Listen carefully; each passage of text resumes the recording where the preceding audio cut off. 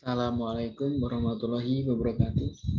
Perkenalkan, nama saya Indra Kusuma Putra. Saya dari Prodi Ekonomi Pembangunan kelas A ingin mempresentasikan hasil resume yang saya buat. Yang saya ambil dari buku Manajemen Handbook Connecticut. Yang pertama saya ambil adalah dari bab 8 yang berjudul Penguraian Pengetahuan. Manajemen pengetahuan adalah proses atau kelompok proses yang mana organisasinya menangkap, menganalisa, dan berbagai keahlian, dan pengetahuan tentang tongkatnya dijalankan dengan baik. Itu memastikan bahwa orang yang tepat memiliki informasi yang dapat membantu perencanaan dan mempengaruhi kebijakan dan mengembangkan bimbingan ini, mengembangkan pembelajaran dan peningkatan dalam tim Anda dan dalam orang-orang yang datang setelah Anda. Ada beberapa alat membantu pengetahuan. Yang pertama, memfasilitasi pembelajaran dan membagikan praktik dan pelajaran yang baik. Yang kedua, membantu saudara tidak mengulangi kesalahan di masa lalu. Yang ketiga, luangkan waktu dengan membuat pengetahuan dan sumber-sumber dapat dengan mudah didapat. Yang keempat, memfasilitasi jaringan dengan orang-orang yang dapat mendukung. Yang kelima, membantu memecahkan masalah dengan menggunakan pengetahuan yang benar. Bab ini menyoroti pentingnya KM dalam penyampaian itu. Selanjutnya, praktik dan prinsip, yaitu mengubah pengetahuan diam-diam atau berdasarkan pengalaman menjadi pengetahuan yang eksplisit, sering ditulis tetapi juga termasuk lokakarya pelajaran. Adalah proses KM, kata dari mulut ke mulut atau belajar pada pekerjaan. Pendekatan untuk berbagai pengetahuan, namun ini membutuhkan wajah, komunikasi wajah dan waktu yang signifikan, membatasi efisiensi dan meningkatkan ketergantungan pada individu tertentu. Ada beberapa hal yang kita lakukan yang dapat membantu, yaitu mempertahankan informasi dan mengembangkan memori, kelembangan, reduksi ketergantungan organisasi pada individu tertentu. Selanjutnya, bicarakanlah dan bagikan informasi dengan lebih jelas. Yang terakhir, memberikan gagasan atau perincian spesifik tentang cara mengerjakan suatu tugas plekat.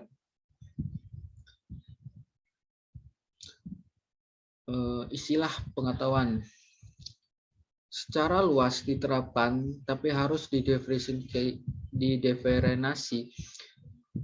dari apa yang hanya informasi. Seringkali ada laporan hanya berisi informasi, misalnya kekurangan peralatan dan kejadian, bukan pengetahuan, misalnya bagaimana insiden itu ditangani dan apa yang dipelajari dari hal ini.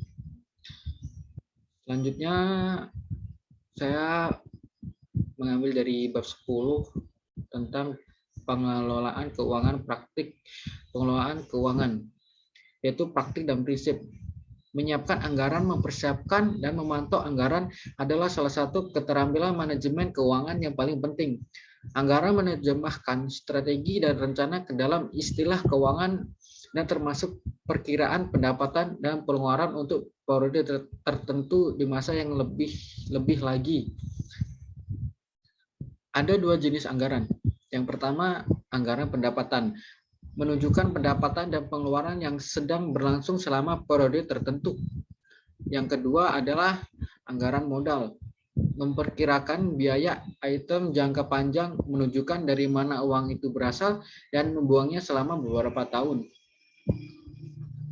Selanjutnya, pengertian tentang rekening bank, uang tunai, dan UKAS.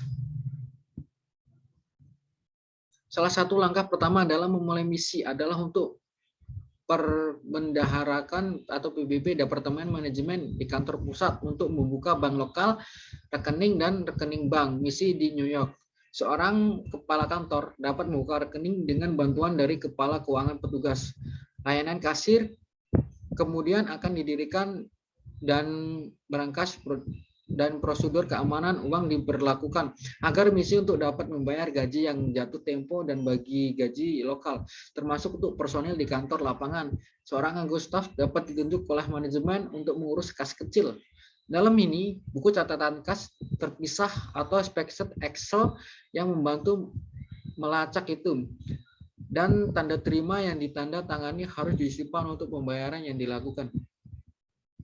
Selanjutnya, menetapkan kontrol internal name. Beberapa aturan dan prinsip manajemen dapat mengurangi risiko penyalahgunaan. Yang pertama, hendaknya ada kebijakan, prosedur, dan aturan tertulis mampu berurusan dengan manajemen keuangan, dan semua staf harus jadilah waspada terhadap mereka. Yang kedua, manajemen hendaknya memantau arus kas dan kepatuhan dengan anggaran secara teratur untuk memastikan masalah itu jangan mengubah krisis. Yang ketiga, catatan yang akurat hendaknya disimpan dan setiap transaksi hendaknya direkam seperti yang terjadi. Penerimaan harus mendukung setiap pengeluaran. Laporan keuangan tahunan harus dihitung untuk semua pemangku kepentingan serta staf. Mungkin masuk akal untuk memiliki dewan pengawasan lokal, bahkan jika itu adalah informal. Yang keempat, menetapkan manajer yang akan menjadi pejabat yang sah. Misalnya kepada siapa wewenang untuk menyetujui pencabutan dan lembaga telah didelegasikan. Dan empat ini sistem bertujuan untuk pengeluaran kecuali itu yang berulang biaya seperti gaji atau sewa. Yang kelima, pembelian yang lebih besar hendaknya dilakukan selaras dengan internal pro standar pemaksaan. Beberapa donor mungkin memaksakan mereka sendiri, untuk misalnya memberikan pedoman pengadaan spesifik untuk mitranya yang sering dibentuk secara lokal atau LSM. Yang keenam, rekening bank hendaknya selalu atas nama sebuah organisasi, bukan individu. Semua permintaan untuk penarikan bank seperti cek baru didatangkan oleh 2 orang dari 3 yang nama tanda tangannya telah dideposit di bank oleh senior program manager. Satu-satunya juga diizinkan untuk membuat perubahan, menyimpan semua uang di bank dan tidak pernah menyimpan lebih baik atau dalam kutip uang tunai kecil di kantor. Buku cek harus dikurung. Yang ketujuh, jika Anda menggunakan uang tunai, simpanlah itu di dalam tempat yang aman. Hanya satu orang kasir harus memiliki akses ke uang tunai. Penerimaan harus terus untuk setiap transaksi tunai. Yang kedelapan, pemisahan tugas. Misalnya, tugas terpisah dengan membuat yakin bahwa tidak ada orang yang bertanggung jawab atas seluruh transaksi. Misalnya, satu orang untuk memesan peralatan dan lain mendatangani cek untuk membayar hal itu. Selanjutnya, saya mengambil dari bab 11 yaitu manajemen proyek. Sebelum masuk ke materi selanjutnya, kita harus mengetahui apakah arti manajemen proyek. Manajemen proyek adalah disiplin yang digunakan untuk membantu rencana, mengimplementasikan, monitor, dan pada akhirnya evaluasi sebuah proyek. Ini menawarkan penting alat untuk mengelola proyek non-rutin atau proyek ada HOC. Semakin banyak fitur umum operasi perdamaian PBB. Praktik dan prinsip. Kebijakan, program, dan proyek semuanya terhubung dan bersama-sama mereka membentuk arsitektur kegiatan organisasi. Kebijakan adalah komitmen publik terhadap tujuan yang luas, seperti menghapuskan pekerja anak. Sebuah program adalah seperangkat yang komparatif dan homogen proyek atau tindakan berdasarkan kebijakan yang biasanya melibatkan berbagai macam aktor bersama. Ada siklus proyek yang terdiri dari 4 tahap. Yang pertama adalah analisis suatu, termasuk identifikasi dari problem yang harus dihadapi. Yang kedua, strategi dan desain proyek. Yang ketiga, implementasi proyek dan pemantauan kemajuan. Dan yang keempat, yang terakhir adalah evaluasi dampak dan penutupan. Fase-fase harus dianggap sebagai siklus Sebuah proyek evaluasi yang baik Action hendaknya menyoroti pembelajaran yang dapat meningkatkan proyek yang sedang berjalankan mengarah pada desain proyek masa depan yang lebih efektif. Strategi dan proyek.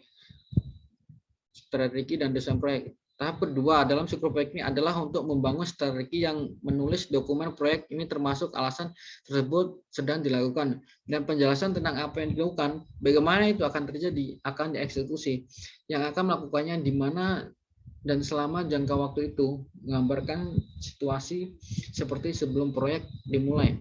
Jadi Anda dapat mengevaluasi pencapaian dan dampaknya di akhir untuk membangun strategi Anda melalui analisis pemangku kepentingan.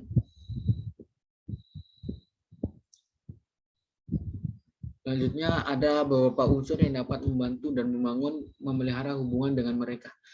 Terdapat 4 unsur, yaitu yang pertama sifat, yang kedua hasil, yang ketiga kegiatan, dan keempat masukan log bingkai memastikan hubungan logis antara elemen-elemen. Yang pertama, sebuah tim atau hasil adalah ekspresi sederhana dari keadaan diperbudak yang berhubungan dengan masalah awalmu.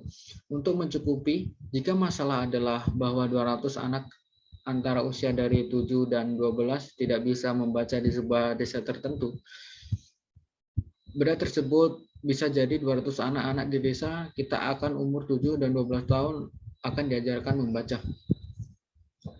Yang kedua, keluaran adalah proyek aktual yang akan menuju ke start at tujuan. Hasil dari proyek, contoh hasil mungkin ada kurikulum laporan, kebijakan modul, pelatihan, sumur, bangunan, dan lainnya. Yang ketiga, kegiatan adalah tindakan-tindakan yang dilakukan untuk menghasilkan atau yang diinginkan mereka, ya hal-hal yang dilakukan, tidak hasilnya sendiri. Istilah kuncinya adalah melakukan, organisasi pembangunan desa, pembangunan komisi, dan sebagainya. Cara yang baik untuk menjalankan aktivitasmu adalah melalui A, rencana, kerjasama, juga disebut dengan grafikan. Konsep pertama adalah bagian dari dokumen proyek Anda dan sekali memohon. Dan yang terakhir adalah masukan sumber daya, staf dana, peralatan, keahlian, dan sebagainya. Diperlukan untuk melaksanakan kegiatan, masukan bentuk anggaran Anda karena setiap elemen perlu dijaga. Sekian dari saya, kurang lebihnya saya mohon maaf. Terima kasih. Assalamualaikum warahmatullahi wabarakatuh.